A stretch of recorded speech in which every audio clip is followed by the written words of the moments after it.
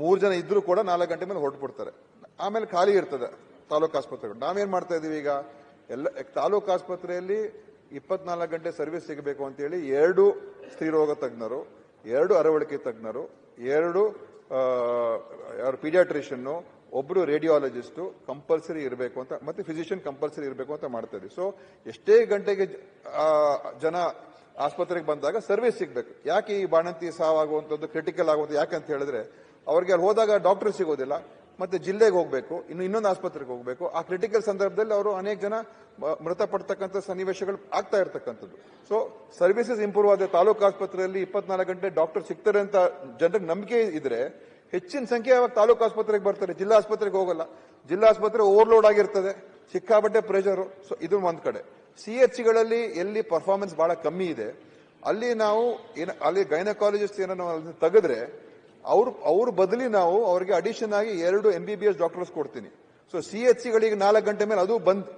So ಈಗ ನಾನು 3 MBBS doctors ಕೊಡುವಂತ ಕೆಲಸ ಮಾಡಿ CHಗಳು ಕೂಡ 24/7 ನಡಿಬೇಕು. ಎಷ್ಟೇ ಗಂಟೆಗೆ ಹೋದ್ರೂ ಕೂಡ ಒಬ್ಬ MBBS ಡಾಕ್ಟರ್ ಇರಬೇಕು, ಅಟೆಂಡ್ ಮಾಡಬೇಕು. ಯಾಕಂದ್ರೆ ಬೇಸಿಕ್ ಸರ್ವಿಸಸ್ ಎಲ್ಲ ಕೊಡಬಹುದು. ಮತ್ತೆ ಅಲ್ಲಿ ಒಬ್ಬ ಫಿಸಿಷಿಯನ್ ಕೂಡ ಹಾಕ್ತಿವಿ. ಫಿಸಿಷಿಯನ್ ಇರೋದ್ರಿಂದ ಅವರು ಸ್ಪೆಷಾಲಿಟಿ ಸರ್ವಿಸಸ್ ಕೂಡ ಕೊಡ್ತಾರೆ. ಸೊ ಈ ತರ ಮಾಡಿ ನಾವು CH 24/7 ನಡಿಬೇಕು, ತಾಲೂಕು ಆಸ್ಪತ್ರೆ 24/7 ನಡಿಬೇಕು. ಈ ಒಂದು ಮಾನದಂಡದ ಅಡಿಯಲ್ಲಿ ನಾವು ಈ ಒಂದು ಪರಿಷ್ಕರಣೆಯನ್ನ ಮಾಡ್ತಾ ಇದ್ದೀವಿ. ಎಲ್ಲಿ ಒಳ್ಳೆ ಸೇವೆ ಈಗ ನೀಡ್ತಾ ಇದ್ದಾರೆ ಅಲ್ಲಿ ಎಲ್ಲೂ ನಾವು ಡಿಸ್ಟರ್ಬ್ ಮಾಡಕ್ ಹೋಗೋದಿಲ್ಲ. ಈ ಪ್ರಕಾರ ಮಾಡ್ತಾ ಇದ್ದೀವಿ. ನಿಮ್ ಚಿಂತನೆ ಸರಿ ಇದೆ. ನೀವು ಆ ಇಲಾಖೆ ನಡೆಸಿದ್ರಿ. ತಾಲೂಕು ಹೆಡ್ ಕ್ವಾರ್ಟರ್ ಹಾಸ್ಪಿಟ್ಲು ಚೆನ್ನಾಗಬೇಕು, ಫುಲ್ ಸ್ಟ್ರೆಂತ್ ಆಗಬೇಕು ಅಂತ ನಿಮ್ದೇನ್ ಚಿಂತನೆ ಇದೆ ಅದ್ರ ಬಗ್ಗೆ ನನ್ನ ಸ್ವಾಗತ. ನೀವು ಅದನ್ನ ಯಾವ್ದೋ PHC ಇಂದ ತೆಗೆದು ತಾಲೂಕು ಹಾಸ್ಪಿಟ್ಲಿಗೆ ಕೊಟ್ಬಿಟ್ರೆ PHCಗಳ ಕತೆ ಏನಾಗಬೇಕು? ನಂಬರ್ 1. ಎರಡನೇದು, CHCಗಳಲ್ಲಿರುವಂತ ತಜ್ಞ ವೈದ್ಯರುಗಳನ್ನ ಅಥವಾ ಸ್ತ್ರೀರೋಗ ತಜ್ಞರನ್ನ ವ್ಯತ್ಯಾಸ ಮಾಡ್ತೀರಿ ಅಂತ ಹೇಳ್ತಾ ಇದ್ದೀರಿ. ನಾನು ಉದಾಹರಣೆಗೆ ತುಂಬಾ ಬೆಳೆಸ್ಲಿಕ್ಕೆ ಹೋಗಲ್ಲ. ಈಗ ನಮ್ಮಲ್ಲಿ ಹೊಸ ತಾಲೂಕುಗಳ ರಚನೆ ಆಗಿದೆ. ಹೊಸ ತಾಲೂಕು ರೆವಿನ್ಯೂ ತಾಲೂಕು ಆಯ್ತು, ಬಟ್ ಆ ತಾಲೂಕು ಹಾಸ್ಪಿಟಲ್ ಆಗಿಲ್ಲ, ಇನ್ನೂ ಅದು CHC ಆಗೇ ಇದೆ. ಈಗ ಉದಾಹರಣೆ ಹೆಬ್ರಿ CHC, ಕೋಟಾ CHC ಈಗೆಲ್ಲ ಇದೆ. ನೀವು ಅಲ್ಲಿರುವಂತ ತಜ್ಞ ವೈದ್ಯರನ್ನ, ಸ್ತ್ರೀರೋಗ ತಜ್ಞರನ್ನ ನೀವು ಬೇರೆ ಕಡೆ ಶಿಫ್ಟ್ ಮಾಡಿಬಿಟ್ರೆ ಆ ತಾಲೂಕು ಹೆಡ್ ಕ್ವಾರ್ಟರ್ಗಳ ಕಥೆ ಏನಾಗಬೇಕು? ಸೊ ಈ ಹಿನ್ನೆಲೆಯಲ್ಲಿ ಸ್ವಲ್ಪ ಮರುಚಿಂತನೆ, ಸ್ವಲ್ಪ ಚರ್ಚೆ ಆಗಬೇಕು ಇದ್ರ ಬಗ್ಗೆ ಅಂತ. ಚರ್ಚೆ ಮಾಡೋದಕ್ಕೆ ತಯಾರಾಗಿದ್ದೀವಿ. ಈಗ ನಾವೀಗ ಚರ್ಚೆ ಮಾಡಿ ತಯಾರಾಗಿದ್ದೀವಿ. ಮಾನ್ಯ ಸಭಾಧ್ಯಕ್ಷ ಇದ್ರ ಬಗ್ಗೆ ಚರ್ಚೆನೇ ತಗೊಳ್ಳಿ ಸಭಾಧ್ಯಕ್ಷರೇ. ಏನಾಗಿದೆ ಗೊತ್ತಾ, ನಾನು ಟೀಕೆ ಮಾಡ್ತಿಲ್ಲ. ಭೌಗೋಳಿಕ ಅಂತ ಹೇಳಿಲ್ಲ ಅವರು. ಅವ್ರೇನ್ ಹೇಳಿದಾರೆ ಅಂದ್ರೆ 20,000 ಜನಸಂಖ್ಯೆ ಅಂತ ಉಲ್ಲೇಖ ಮಾಡಿದ್ದಾರೆ. ನಮ್ಮಲ್ಲಿ 20,000 ಜನಸಂಖ್ಯೆ ಅಂತಂದ್ರೆ ನೀವು ಕಿಲೋಮೀಟರ್ ಗಟ್ಟಲೆ ಎಷ್ಟು ದೂರ ಹೋಗ್ಬೇಕು ನಾವು? ನಮ್ಮಲ್ಲಿ ಮಲೆನಾಡಿಗೂ ಇದಕ್ಕೂ ಬಹಳ ವ್ಯತ್ಯಾಸ ಆಗಿದೆ. ನೀವು ಜನಸಂಖ್ಯೆ ಆಧಾರವಾಗಿ ಇಟ್ಕೊಂಡು ಮಾಡಿ ಬಹಳ ಸಮಸ್ಯೆ ಇಲ್ಲ. ದೂರ ಇರುವಂತ ಪ್ರದೇಶಗಳಾದ್ರೆ ಅದು ಒಂದು ಮಾನದಂಡ ಇಟ್ಕೊಂಡಿದ್ದೇವೆ. ನಿಮ್ಮ ಆರ್ಡರ್ ಹಂಗಿಲ್ಲ ಅಂತ. ನನ್ನ ಹತ್ರ ಆರ್ಡರ್ ಇದೆ, ನಿಮ್ಮ ಆರ್ಡರ್ ಹಂಗಿಲ್ಲ ಅಂತ ಹೇಳ್ತಾ ಇದ್ದೀನಿ. ಯಾವ ಆರ್ಡರ್? ಸೆಕ್ರೆಟರಿ ಇದ್ರ ಬಗ್ಗೆ ಚರ್ಚೆ ಮಾಡ್ಲಿಕ್ಕೆ ಒಂದು ವಿಡಿಯೋ ಕಾನ್ಫರೆನ್ಸ್ ಮುಖಾಂತರ ಮಾಡಿ ನಮ್ಮಲ್ಲಿರುವಂತ ಇಂಟರ್ನಲ್ ಡಿಸ್ಕಷನ್ಸ್ ಬಗ್ಗೆ ನೀವು ಅದ್ರ ಬಗ್ಗೆ ನಮ್ಮ ತೀರ್ಮಾನ ಯಾವುದೇ ಒಂದು ಫೈನಲ್ ಆಗ್ಲಿಲ್ಲ. ಮತ್ತೆ ಅದ್ರಲ್ಲಿ ನಮ್ಗೇನಾದ್ರೂ ಈಗ ನಾವು ಆಗಿದೆ ಸರ್. ಈಗ ನಾವು ಮಾನ್ಯ ಸಭಾಧ್ಯಕ್ಷರೇ, ಈಗ ನಾವು ಮುಕ್ತವಾಗಿದ್ದೇವೆ. ನಮ್ಗೇನಂತ ಹೇಳಿದ್ರೆ ಅಂತಿಮವಾಗಿ ಜನರಿಗೆ ಒಳ್ಳೆ ಸೇವೆ ಸಿಗಬೇಕು. ಅದು ನಮ್ಮ ಮುಖ್ಯ ಗುರಿ ಆಗ್ಬೇಕು. ಆಯ್ತಾ?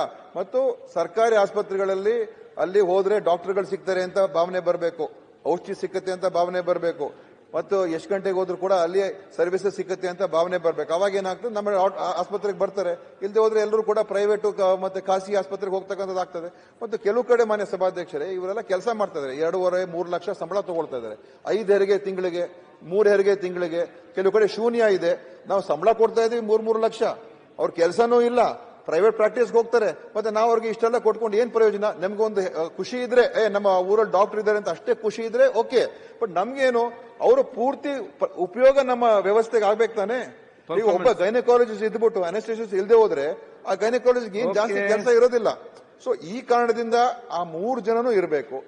ಕೆಲವು ಗ್ರಾಮಾಂತರ ಪ್ರದೇಶಗಳಲ್ಲಿ, ದೂರ ಇರುವಂತ ಪ್ರದೇಶಗಳಲ್ಲಿ ನಾವು ಅಲ್ಲಿ ಇದನ್ನು ಪೋಸ್ಟ್ ಇದ್ರೂ ಕೂಡ ಅಲ್ಲಿ ಕೆಲಸ ಮಾಡಕ್ ಬರೋದಿಲ್ಲ, ಕಾಂಟ್ರಾಕ್ಟ್ ಕರೆದ್ರೂ ಕೂಡ ಬರೋದಿಲ್ಲ. ಸೊ ಈ ಪರಿಸ್ಥಿತಿಗಳಿದೆ. ಸೊ ಇದೆಲ್ಲ ನೋಡ್ಕೊಂಡು ನಾವು ಇದೊಂದು ಪ್ರಯತ್ನ ಮಾಡ್ತೀವಿ. ಅದನ್ನೇನಾದ್ರೂ ಹೆಚ್ಚು ಕಡಿಮೆ ಆದ್ರೆ ನಾವು ಅದನ್ನ ಬದಲಿಸೋದಕ್ಕೂ ಕೂಡ ನಾವು ತಯಾರಾಗಿದ್ದೇವೆ. ನಾವೇನು ಹಠ ಹಿಡಿದು ಏನು ಮಾಡ್ತಾ ಇಲ್ಲ ಸುನಿಲ್ ಅವರೇ. ನಮ್ಮ ಒಂದು ಪ್ರಯತ್ನ ಸುಧಾರಣೆ ಮಾಡಿದಾಗ ಹೋದಾಗ ಏನಾಗ್ತದೆ, ಕೆಲವು ಸಮಸ್ಯೆಗಳು ಉದ್ಭವ ಆಗ್ತದೆ. ಆ ಸಮಸ್ಯೆಗಳನ್ನ ಹೇಗೆ ಬಗೆಹರಿಸ್ಕೋಬೇಕು ಅಂತ ಕೂಡ ನಾವು ಅದಕ್ಕೆ ಮುಕ್ತವಾಗಿ ಅದನ್ನ ಒಂದು ಸಮಾಲೋಚನೆ ಮುಖಾಂತರ ತೀರ್ಮಾನ ಮಾಡೋಣ. ಧನ್ಯವಾದ ಸಭಾಧ್ಯಕ್ಷ. ಸಿದ್ದು ಸವದಿ, ರವೀಶ್ ಕುಲಕರ್ಣಿ, ಸಿದ್ದು ಸವದಿ ಅವರು.